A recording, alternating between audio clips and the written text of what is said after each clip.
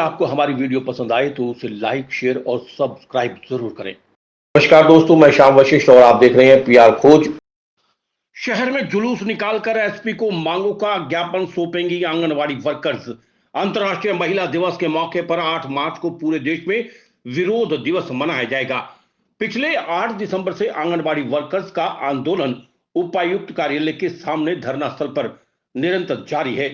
धरने की अध्यक्षता गीतानगर उषा रानी ने संयुक्त रूप से की, जबकि संचालन सुनीता देवी ने संयुक्त रूप से किया।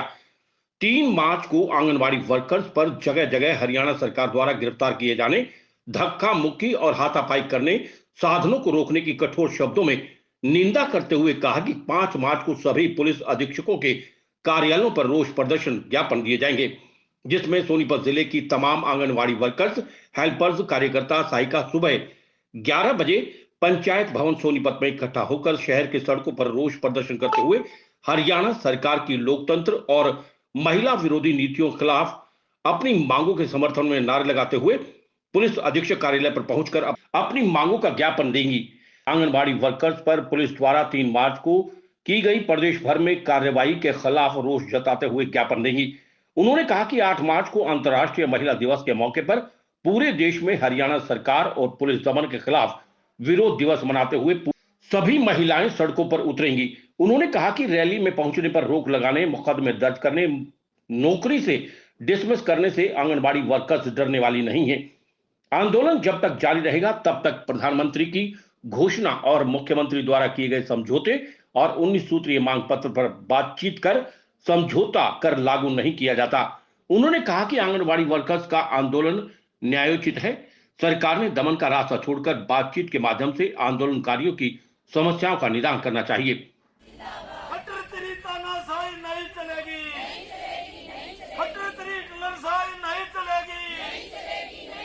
यूनियन आंदोलन में पुलिस दखल बंद करो, प्रधानमंत्री की घोषणा लागू करो, मुख्यमंत्री का समझौता लागू करो, खतरतरी जागीर नहीं। हम सुनीता है, मैं हेल्पर हूँ और ये जो सरकार ने बदसलूकी कर रखी है, कल जो बहनें सभी पंचकुला के लिए गई थी, रास्ते में गाड़ियाँ रोकी गई हैं और बहनों पर मारपीट भी कराई गई है, उनके कपड़े तक भी फाड़ दिए गए हैं। ये सरकार की शर्मनाक बात है। ये हम कल एसपी का घेराव भी करेंगे और 8 तारीख को महिला दिवस, अंतर्राष्ट्रीय महिला दिवस पर एक्शन डे भी मनाएंगे। नाम गीता है और मैं CITU की नेता, और हम सरकार को ये कहना चाहते हैं कि जो बेउदगी हमारे साथ की गई है कल, जो हम अपने एक मिशन के साथ चले थे कि हम अपने यहाँ पे इकट्ठा होंगे यमुना पार्क में और उसके बाद हम विधानसभा का घेराव करेंगे, तो सरकार ने ये देखो रात से ही प्रशासन को ये आंगनवाड़ी हेल्पर वर्करों के पीछे लगा रखा है और इनको और कोई काम नहीं है। कहीं और भी तो जुल्म है, कहीं भी है, लड़कियों पे इतने अत्याचार हो रहे हैं। प्रशासन को वहाँ पे अपनी जिम्मेवारी सौंपे। हम लड़कियां कोई बम गोले थोड़ी लेके चल रहे थे, हम अपने ध्यानपूर्वक से और अपने शांतिपूर्वक से अपना जो प्रदर्शन चल रहा है हम इसको करते, और हम ये जैसे जा रहे थे, हमारी बहनों की गाड़ियां रास्ते में ड्राइवरों को मारा पीटा गया है और उनको गाड़ियों से उतार के कहीं चौकियों में रोका गया है, कहीं आउटसाइड ले जाके, और जैसे लड़कियों को पता भी नहीं था रास्ते का, पूछ के तब वो अपने धरने तक पहुंची हैं। और इतनी हाथापाई की गई है कि लड़कियों के कपड़े तक फट गए। कितनी निंदनीय बात है ये सरकार एक तरफ बेटी बचाओ बेटी पढ़ाओ के नारे दे रही है और दूसरी तरफ बेटियों पर इतना अत्याचार कर रही है, और जहाँ तक हमें रोका गया है वहीं पे हमने अपने धरने लगाए हैं, वहीं पर हमें आगे कहीं जाने नहीं दिया, वहीं पर धरने लगाए हैं और वहीं पे हमने अपना पड़ाव भी किया है। और हम ये कहना चाहते हैं सरकार को, जो 8 मार्च को जो हम ये महिला दिवस बनाते हैं, बहुत ही अच्छे से मनाते थे, और आज हम ये महिला दिवस जो 8 मार्च का है, हम ये बताना चाहते हैं कि महिलाओं पर जितने अत्याचार हो रहे हैं, तो महिला दिवस में ये सब बातें भी करेंगे और ये जो है एक्ट की उसमें मनाएंगे, और कल हम एसपी का घेराव करेंगे। उन्हें सरकार ने अच्छी बात नहीं करी हमारी बहनों के साथ, और हम और पीछे रह रहे थे। हमने वहाँ पर कक्कड़ माजरा के उस पर रोड पर रोक लिया। सारे प्रशासन हमारे आगे खड़े हो गए, हम शांतिपूर्वक वहीं पर बैठ गए।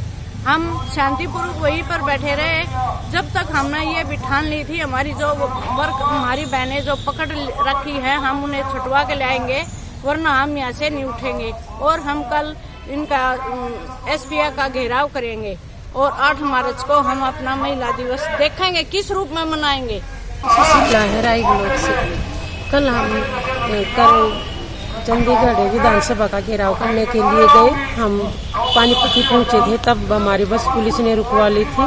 तब वहाँ जाम लगाया, तब हमारी बस आगे जाने दी और हमें कंकड़ वहाँ पूरे वहाँ जाना था, जहाँ वहाँ जाने नहीं दिया गया। और जहाँ पर हमारी बस रुकवाई गई वहीं हमें धरना लाकर नारेबाजी की। सरकार हमारे साथ ना बेटी बचाओ बेटी पढ़ाओ का नारा तो लगवा दिया, लेकिन कहीं भी बेटियों की सुरक्षा नहीं है, कहीं भी नारी की इज्जत नहीं है। मलिक सर्व कर्मचारी संघ हरियाणा वाइस प्रेसिडेंट। एक तो मैं जो पीआर खोज न्यूज़ चैनल है उसका धन्यवाद करना चाहता हूँ, क्योंकि आज जिस तरह के बड़े न्यूज़ चैनल हैं वो सारे के सारे सरकार की लिपापोती में लग रहे, पूरी तरह से सरकार के आदेश मान रहे हैं और जो आंदोलन है उनको सेंसर करके दिखा रहे हैं, एक एक 2 लाइन। जबकि बड़ा आंदोलन है 3 महीने से आंगनबाड़ी वर्कर एंड हेल्पर का, जो मुख्यमंत्री प्रधानमंत्री द्वारा की गई घोषणा को लागू करवाने की मांग कर रहे हैं। नई कोई इनकी मांग नहीं है। और कल का इनका 3 मार्च का विधानसभा घेराव का फैसला था, पहले नोटिस दे रखा है, लेकिन सरकार ने एक प्री प्लान के तहत पूरी तरह से सीआईडी के माध्यम से पूरी सूचना तंत्र को ऐसा करके कि भाई यहाँ डिस्ट्रिक्टों से नहीं निकलने देनी, टोल बैरियरों से नहीं निकलने देनी, पंचकुला के अवनिका पार्क में नहीं जाने देनी और सवाल ही पैदा नहीं विधानसभा में चली जाए। तो एक तो हम कल की घटना की घोर निंदा करते हैं सर्व कर्मचारी संघ हरियाणा की तरफ से। कल हमारा महासचिव वहाँ पहुँचा भी था पंचकुला में, और ये सरकार को भी नोटिस दिया है कि इस प्रकार की जो बर्बरता है, पुलिस द्वारा महिलाओं के गले तक दबाना, बाजू पकड़ना, कपड़े फाड़ना, मतलब कहाँ का प्रजातंत्र है। गैर संवैधानिक तरीके से सरकार ने कल काफ़ी इनके साथ जो ज्यादती की है, सर्व कर्मचारी संघ हरियाणा उसकी निंदा करता है और बिल्कुल चेतावनी देते हैं सरकार को कि दही के धोखे में खपास ना खा जाए। खट्टर साहब 7 साल से आपने थोथी घोषणाएं करी, झूठे वादे करे, निजीकरण की तरफ बढ़ रही है सरकार, कोई पक्की भर्ती नहीं की जा रही है, किसी की मांगों का समाधान नहीं किया जा रहा। 6th पे कमीशन हो चाहे 7th पे कमीशन को पे ओनोमली न्यू के यूँ पड़ी है, सेवा नियमों में संशोधन यूँ के यूँ पड़े हैं, किसी फाइल का हाथ नहीं लगा रहे, केवल फाइल निकाले तो निजीकरण की निकाल रहे। तो इसलिए हम कहना चाहते हैं प्रदेश की सरकार को इनकी मांगों का तुरंत समाधान करे, बातचीत के माध्यम से समाधान हो, बाकायदा तानाशाही ज्यादा दिन नहीं चलती, क्रूरता नहीं चलती।